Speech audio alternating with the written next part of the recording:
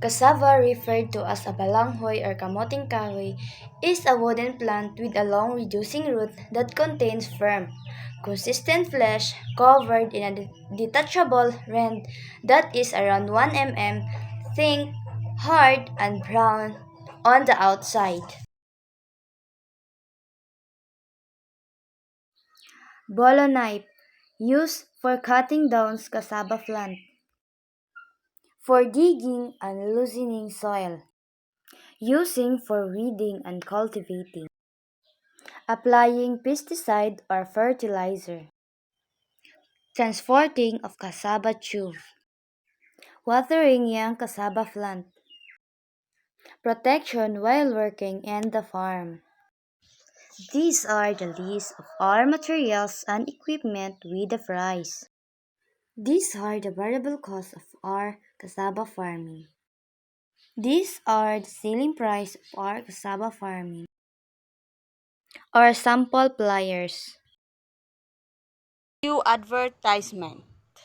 Attention, all farmers and aspiring agriculturists. Have you considered cassava farming? It's low cost, high profit crop with a growing market demand. Join the cassava farming revolution and secure your financial future. Visit our websites or call us today for more information. Feel free to customize this suggestion to fit specific needs and target audience. Making the product of cassava flour.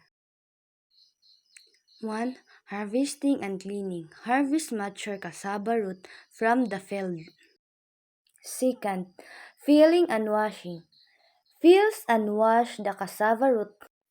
Third, chopping. Chop the washed cassava root into small pieces. Fourth, drew watering. Freeze the cassava to remove excess water. Drying. Dry the cassava mash using sunlight. 6. Milling.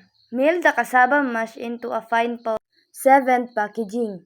Package the cassava flour in moisture-proof bags or containers. Floor plan. Field layout of cassava field in row or block should be done on the base of factor such as soil type, exposure to sunlight, and irrigation ability. This will help in AC management and harvesting. Processing area. Create engaged room for processing facilities where washed, peeled, and processed. Harvested cassava roots will be transformed into things like flour, chips, or starch. Contain space for equipment such as grinding, peeler, and drying. Storage facility. There should be a specific place where harvested cassava tubers and processed products can be stored. This may consist of covered shed or storehouse that prevent spoilage and ensure continue high quality product. Administrative building. Plan of office or administrative building where farm manager can oversee operation, handle paperwork, and coordinate logistic includes amenities like room, break room, and meeting space. Support infrastructure. Consider infrastructure needs such as access road, irrigation system, and water disposal facility to support the farming operation efficiently. Safety and accessibility. Ensure that the floor plan prioritize safety measures such as fire exit, fire aid situation, and proper signage. Also design the layout to facilitate easy access for vehicle and merchandise. Future expansion. Leave room for future expansion or modification as the farm grows or operational needs exchange. Location selection. Choose a location close to cassava farm to minimize transportation costs. Building placement. Place administrative office and staff facilitate in a central location. Utilities. Plan for access to essential utilities. Waste management. Designated areas for waste disposal and recycling. Parking and traffic flow. Allocate space for parking areas for employees, visitor, and delivery vehicle. Expansion and future development. Plan for future change in production technology. Environmental impact assessment. Implement measures to minimize environmental impact such as wastewater treatment system. Organization and Management Plan in Cassava Farm. Organization and Management Plan includes organization chart, duties and responsibilities for each position, salaries and benefits for each position, and lastly, policies and rules and regulation. The organization chart. In a cassava farm, the organization chart may include the following position. Number 1, farm manager or owner. Number 2, field supervisor. 3, farm workers. 4, harvesting team. 5, processing team. And lastly, number 6, sales and marketing team. Duties and responsibilities for each position. Number 1, farm manager or owner. Oversee overall farm operation, develop strategies, manage resources, and make key decisions. Number 2, field supervisor. Supervise field activities, coordinate planting and cultivation, monitoring crop health, and manage pest control. Number 3, farm workers. Carry out manual labor tasks such as land preparation, planting, weeding, and irrigation. 4. Harvesting team. Harvest mature cassava roots, ensure proper handling, and transport harvested produce to the processing area. Number 5. Processing team. Process cassava roots into various products like flour, starch, or chips, ensuring quality control and hygiene standard. And lastly, sales and marketing team. Promote and sell cassava products, maintain customer relationship, and explore new markets. Salaries and benefits for each position. Salaries and benefits can vary depending on the factors like experience, location, and farm size. Number 1, farm manager or owner.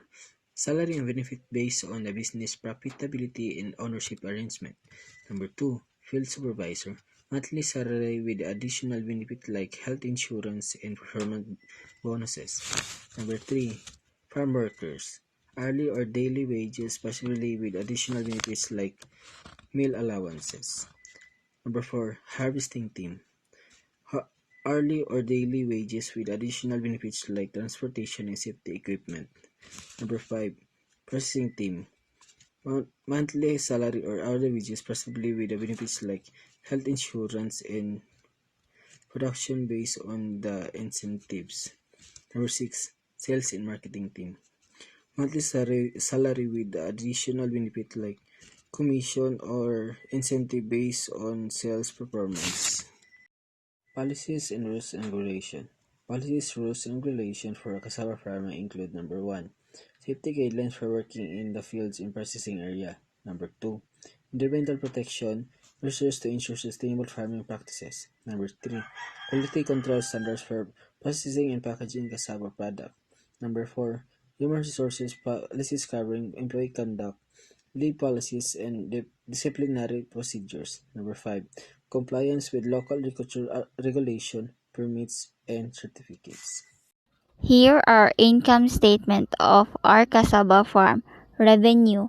Sale of cassava 1,267,000 pesos. Expenses. Cost of goods sold. Seeds 25,000 pesos. Fertilizer 20,000 pesos.